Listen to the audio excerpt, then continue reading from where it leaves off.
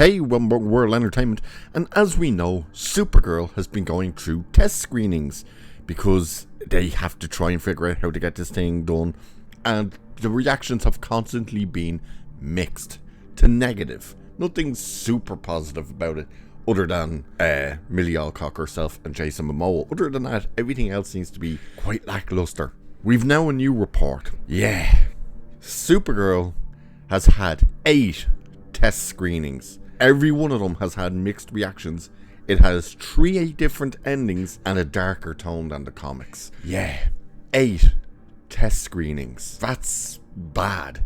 That is not good news. And the same things keep coming up as underwhelming and towards a negative reaction, which is quite telling.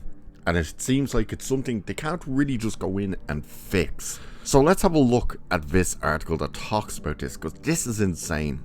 If they've gone through 8 test screenings, 3 endings, we get to the music as well, which they are on their 3rd composer, it sounds like they just cannot figure this thing out. So it's saying test screenings are vital for movies and help a filmmaker and studio figure out what audiences are and aren't responding to. When Sinners was first shown to audiences in late 2024, it had a nearly 3-hour runtime and received low scores. Ultimately, the finished cut was critically acclaimed and won Oscars. You notice it says nothing about the audience there, so that's interesting. There's been chatter about Supergirl test screenings taking place since last year. Most have skewed negative, but looking closer at the reactions, it sounds like a good, not great movie that sees Millie Alcock and Jason Momoa shine as the Woman of Tomorrow and Lobo.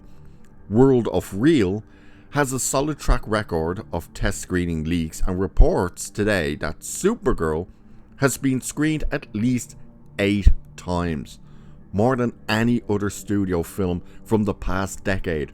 At least 3 different endings have been used, with the latest version running for around an hour and 50 minutes, with a more prominent role for David Cornsweet's Superman. Now, if you haven't heard about this, they've apparently decided, hey, one of the ways we can try and fix this is to add more Superman. Don't know exactly how they think that's going to work when Superman underperformed, but it's meant to be near the end or the ending that he Skypes, or does a Skype call with her or something. So yeah, it's going to be weird.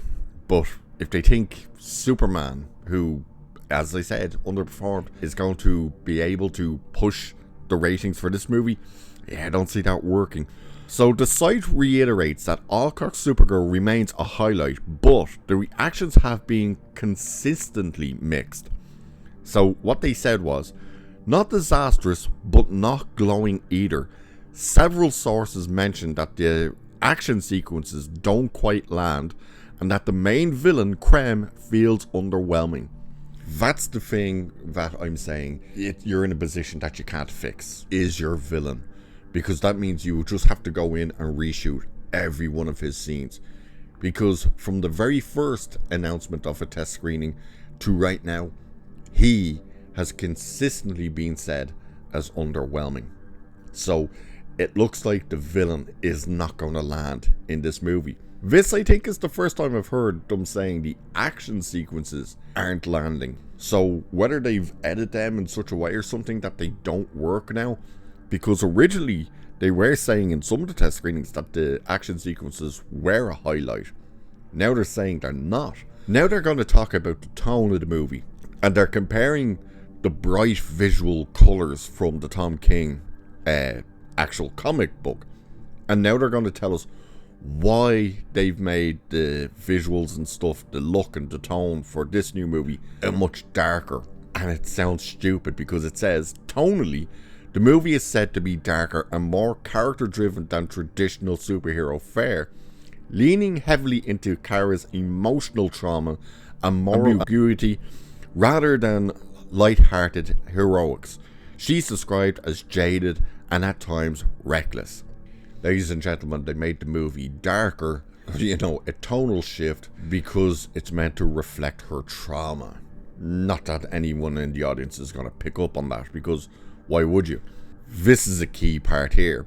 In terms of music, even with the movie on its third composer, it sounds like we should expect Guardians of the Galaxy style needle drops. It's unclear how involved DC Studios co-CEO James Gunn has been with Supergirl, but both the sets and character designs we've seen wouldn't look out of place at Marvel Studio franchise. Creme of the Yellow Hills has been compared to Taserface. So Supergirl's latest cut supposedly had a space western vibe with a more episodic planet-hopping structure, but whether DC Studios has now finally figured out how to make the movie work or is scrambling to salvage it remains to be seen.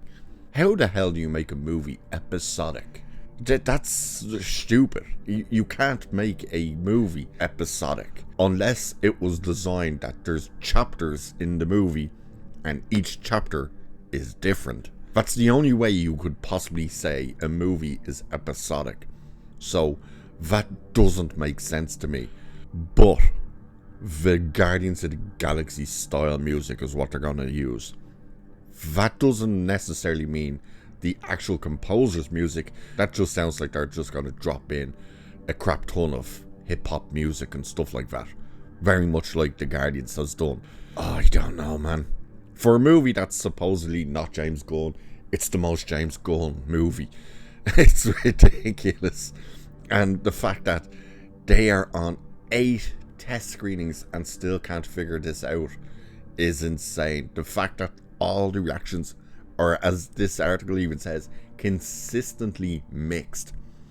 That's not a great sign for this movie, because if the first word of mouth over the opening weekend from people is this movie is incredibly underwhelming with one of the worst villains we've ever seen in DC, because that's the one thing DC has always had over Marvel, the villains. The villains have always been a standout. But this is what you get when you go to a terrible comic book run from Tom King, and you have Tom King on board with you all the way. Now you're seeing why the comic book failed, because now you've put that onto the screen and the same thing is happening. The audience clearly is rejecting it. Again, when it comes to the villain being underwhelming, you can't fix that. There's no amount of editing that's going to fix that, unless the only thing they do is remove half of his scenes and have him barely there, which would make no sense, but that sounds like the only thing you can do. So it sounds like this thing is going to be a massive disappointment at the box office, and it's going to struggle at the box office. We're really looking at a superhero movie that's Supergirl, the second in your big franchise rebirth, and this thing could actually struggle to even make $400 million. That is insane to think about. But what do you guys think with this idea of 8 test screenings, 3 composers, 3 different endings, Guardians of the Galaxy style music by the sounds of it, an underwhelming villain, a tonal shift because it wants to reflect her emotions, and added Superman even though it's meant to be for a Skype call? Let me know what you think about all this. And with that, I shall leave it there for this one. So do like and share and subscribe and all that good stuff. Cheers, and I'll catch you in the next one.